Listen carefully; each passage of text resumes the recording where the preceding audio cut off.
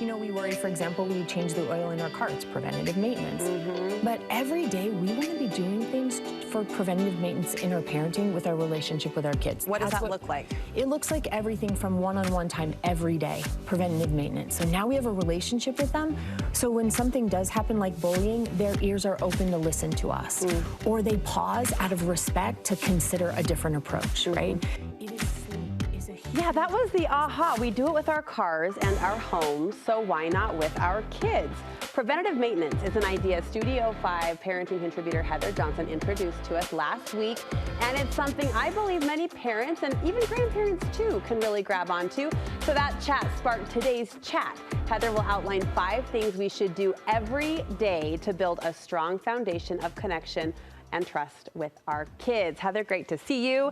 I love when we use your words against you, not against you, but to further this conversation. That was a moment though where we thought, okay, parenting to-do lists are really long, and if we can focus in on what really matters, I think that would alleviate a lot. You want to point out, though, that if we don't take care of ourselves first, we're not going to have the energy or the ability to do these things every day. That's exactly right. And we'll use the word self-care. It's not my favorite word because I think we've taken it in lots of... Same, sister. I don't love where it's gone as far as society goes, but there is a space where we have to recognize that if we don't take care of ourselves, we can't do these things every day, right? We do need to look at that. When we look at what that entails, it's looking at ourselves and creating really great patterns of thinking and behavior that help contribute to our own personal well-being. Like what? Right? So as a parent or as a grandparent, if we're going with thinking patterns, it's working hard so that every day we're thinking in ways where we're kind to ourselves as a parent, where we're not beating ourselves up, where we're not looking for all the ways we fall short, but instead we are looking for the ways that we're trying or connecting, right? When we're looking at patterns of behavior, it's making sure that we feed ourselves sometime during the day. It's making sure that there is some time where we lay our heads down and sleep. These patterns help us go into and execute preventative maintenance with our kids. Yes. But oftentimes we are choosing to spend our time in ways that don't help us come back more energized, more committed. We want to be choosing to self-care in ways that helps us come back and be recharged as a parent. So instead of more committed as a parent. Instead of scrolling. Right. Instead of binging, which we all have those days and those moments, but you're saying look at how you're filling your own bucket in those down hours. Absolutely. And not getting so focused on the time spent, but instead really focusing on what we choose to do in the time spent. That's how we take care of ourselves. We take care of ourselves the way we talk to ourselves, and then also those things that we choose to do in that time. Speaking of the self-talk, I had a girlfriend once even tell me that she had the parenting aha, an engaged, awesome mother, but sometimes she lets herself slip into victim mode. Like, I am a victim of this job, of these tasks, of these responsibilities. And she had this shift one day, like, hold on, I'm capable, I can do this, I'm in charge, I'm in control. Those thought patterns can make a big difference, I think, toward the self-care idea. Well, absolutely. Imagine if you're not managing your thinking every day as a mother, as a grandmother, and then all of a sudden you are in a situation with a child where you need to be patient, or you're looking to attend to them, or someone just needs help with math, right? And so when you're in those situations, if we've beat ourselves up pretty good, if we're a victim, if we've got resentment, if that's what's running through our head, we want to make sure we're taking care of those things first. Okay, preventative maintenance as a parent. These are 5 actions you want parents to do every day. The first one, just yes, yes, and yes. Physical affection, squeeze them, kiss them, love them. All day, all the time, all the time.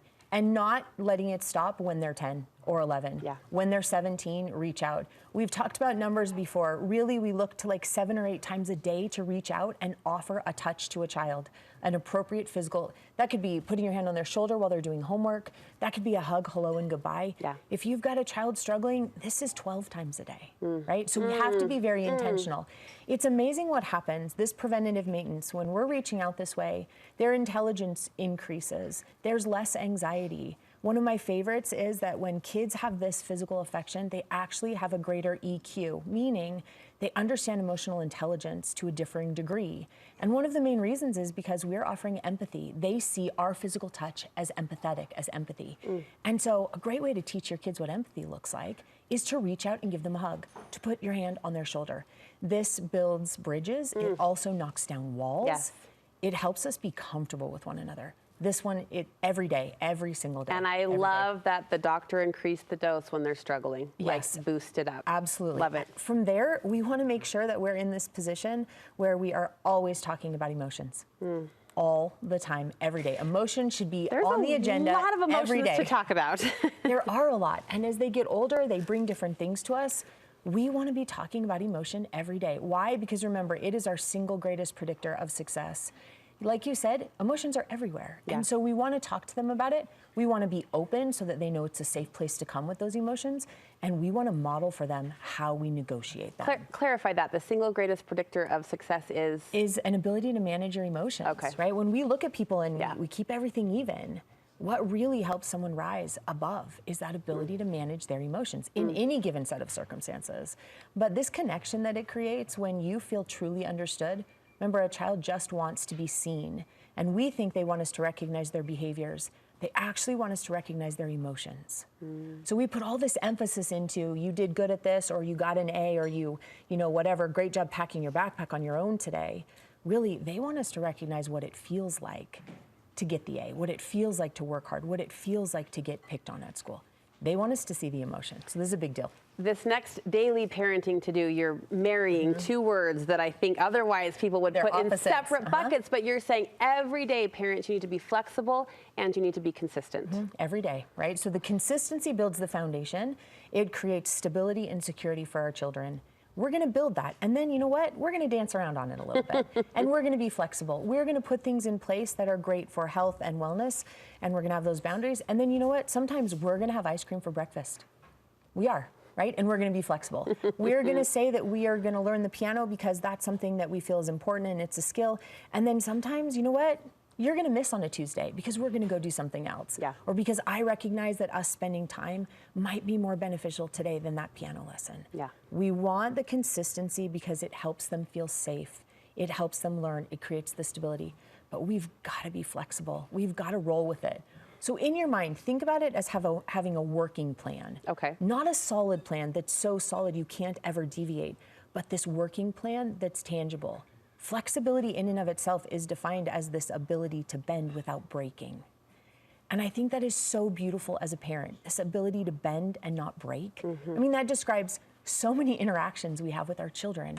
How do I bend? How do I mold? How do I move? And not let it break any of us. It's just a really cool way to have relationships with our kids. And those flexible moments when we grab onto them, I find, is where the magic happens. I mean, I don't want to undermine the consistency, those routines, those rituals, but veering off and stopping at the park. Absolutely. Before we get home to start homework. Those are where the magical moments seem to happen, is in those points of flexibility when we can bend and not break. Yeah, and especially when we have that consistency in place, when that foundation is there, then it just becomes like whipped cream and cherries and sprinkles on top, and it just tastes so sweet when we have the consistency, and then we top it with all the flexibility. Is that part of the breakfast bar? Yes, for sure. Okay, for sure. 1 minute left, Heather. You want us to spend 15 minutes of one-on-one time with each child every day. I love that you've quantified this because here in Utah we have bigger families, you do the math, and that one-on-one time can feel hard. It can, and when you've got a bigger family, I mean, I look at our family and there's 6 kids, and you're doing the math, and it's like, this is a commitment every day. And yet, look at what it does if you spend 15 minutes a day, uninterrupted, no phones, no computers, no screens, nothing, and you simply just hang out with each child. It moves mountains when a week later, a month later, 5 years later, they need to connect with you, or they're struggling with something, or really you need to tell them something instead of giving them flexibility to choose because you feel strongly. They're much more likely to respect because that connection has happened every single day, right? If you want to even go a step further, let them choose what you do in those 15 minutes. Let it be, yes, unstructured, but let them create a big, huge list and put it on the fridge of things Mom and I can do in 15 minutes or things Grandma and I can do in 15 minutes and put them there. And if it goes longer, by all means, go longer. Let it go. Just don't go less than. Don't go less than 15 minutes every single day. And finally, catch them doing something good every day. We're really good at catching them doing things that aren't good, right? We're good at catching them. Politely said. Yes, when the homework isn't just right, or when the room isn't clean, or when they're having a hard time getting along with a sibling. We want to, every day, find them doing good things because you know what? They are. Every day they are doing more good than not. And we miss that because we're so focused on all the things that might not be going right. Gosh, we miss that they are running around our house or they are coming home from school at the end of the day and pulling their car up to the curb and coming in hungry again. And they are good. They are so good. Find the good every day. Every day. It'll make parenting beautiful, beautiful. Now that our eyes are a little bit wet, Heather, thank you for bringing the beauty to parenting, helping us celebrate the goodness. Heather coaches and counsels families and individuals. To contact her, find her information on our website.